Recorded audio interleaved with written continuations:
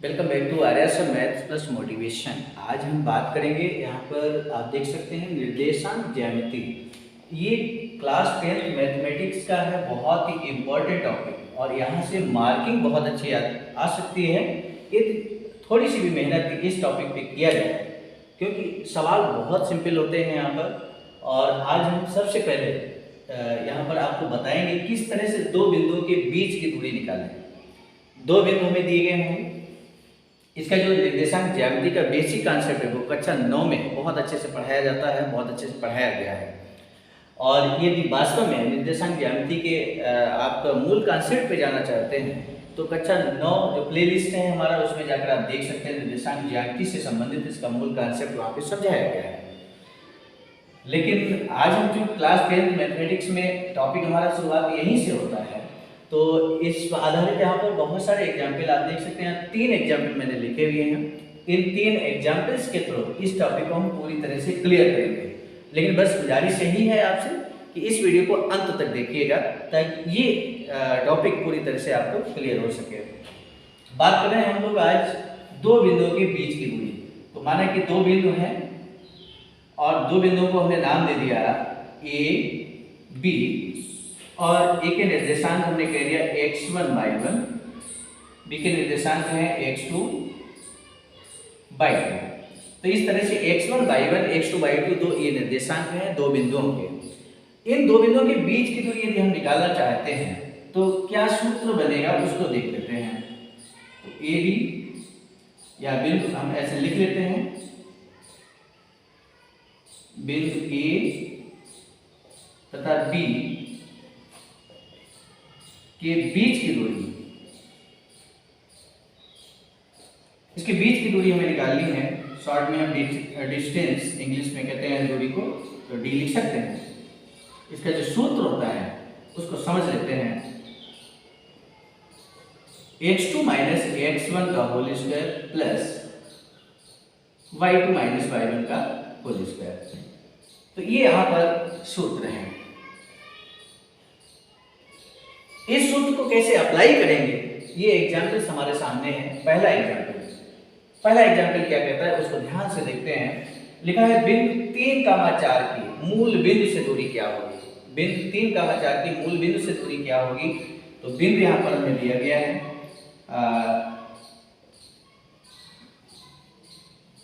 3,4। एक बिंदु में ये दिया गया है और दूसरा मूल बिंदु कहा गया है। मूल बिंदु आप सभी लोग जानते हैं, मूल बिंदु 0,0 होता है, ये आपको मालूम है। तो बिंदु 3,4 यानी कि इसको हम x1 y1 कह देंगे और इसको हम x2 y2 कह देंगे। तो इस आधार पर जो इसका सॉल्यूशन बनेगा, एग्जाम्पल फर्स्ट का सॉल्यूशन की हम बात कर रहे हैं। एग्जाम्पल फर्स्ट का सॉल्यूशन, तो हम यहां लिखेंगे बिंदु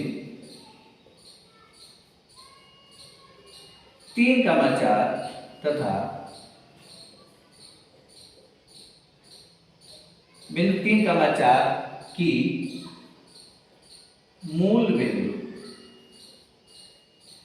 क्या है 0,0 से दूरी।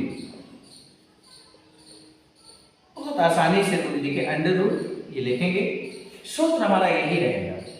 हमने इसको x1 y1 कह दिया, इसको x2 y2 कह दिया है। तो यहाँ सूत्र में क्या लिखा है x2 माइनस x1, तो x2 का मान क्या है 0 माइनस x1 का मान यहाँ पर है 3, इसका whole square plus y2 minus y1 की वैल्यू यहाँ पे ध्यान से देखिए क्या लिखा है 0 माइनस y1, तो y1 की वैल्यू यहाँ 4 है, 4 का स्क्वायर हो गया। अब इसको हम इस तरह से 0 माइनस 3, माइनस का 3 होगा यानी कि माइनस 3 का होल स्क्वायर कितना हो जाएगा प्लस का 9 हो जाएगा। 0 माइनस 4 माइनस का 4 माइनस का 4 का स्क्वायर 16, 4 चक्कू 16, और ये अंडर रूट यहाँ पर 16 में 25 हो गया। 25 का वर्गमूल आप सभी लोग जानते हैं 5 होता है, और इस तरह से आंसर आ गया 5 मात्रक। तो ये यहाँ पर अभी आंसर है। एग्जाम्पल नंबर जो फर्स्ट हमने यहाँ पर लिया था, बहुत इजीली इसको हमने सॉल्व किया। तो इस तरह से हम इसको बहुत आसानी से सॉल्व कर सकते हैं। आप देख सकते हैं दूसरा जो एग्जाम्पल है वो बिल्कुल इसी तरह का है। यहाँ लिखा था बिंदु 3,4 की मूल बिंदु से दूरी क्या होगी। यहाँ पर लिखा है बिंदु -6,8 की मूल बिंदु से दूरी क्या होगी। तो ये पहला सवाल चूंकि मैंने करा दिया है, तो दूसरा जो सवाल है वो आपको होमवर्क में कर लेना है। ये आपका होमवर्क है, इसको कंप्लीट करिएगा। तीसरा सवाल हम आपको यहाँ पर बताएंगे।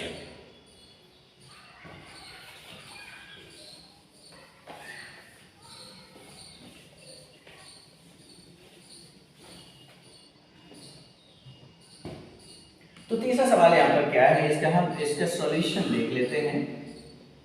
क्वेश्चन नंबर 3 का एक बिंदु यहाँ पर दिया गया है, इसको हमने ई कह दिया 5,0, और जो दूसरा बिंदु है यहाँ पर बी मान लिया -12,0। इस तरह से तो आइए हम इसको मान लेंगे x1 ये y1 है, और इसको हमने कह दिया x2 y2। इस तरह से हमने मान लिया।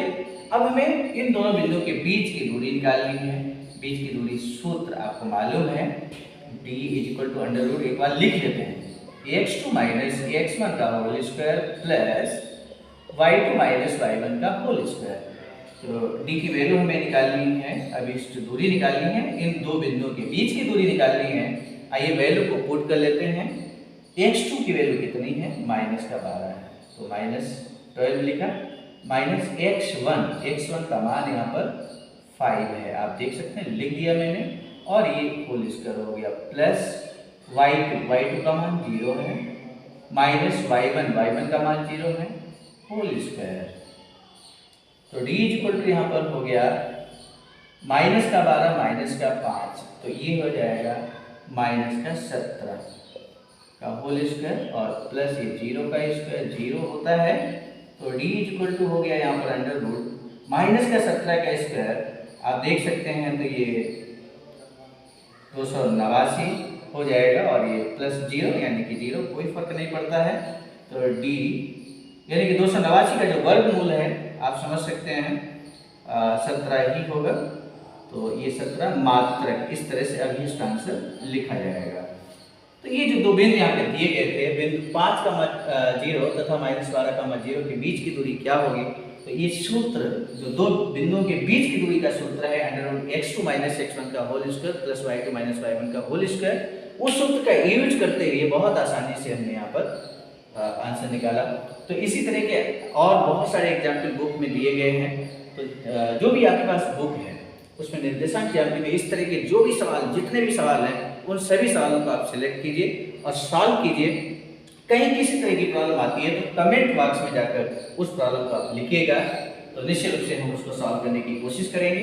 पुनः नए टॉपिक के साथ मिलेंगे, बढ़िया से सवाल लेकर आएंगे, इंपॉर्टेंट सवालों के साथ मिलेंगे। तब तक के लिए बहुत बहुत धन्यवाद।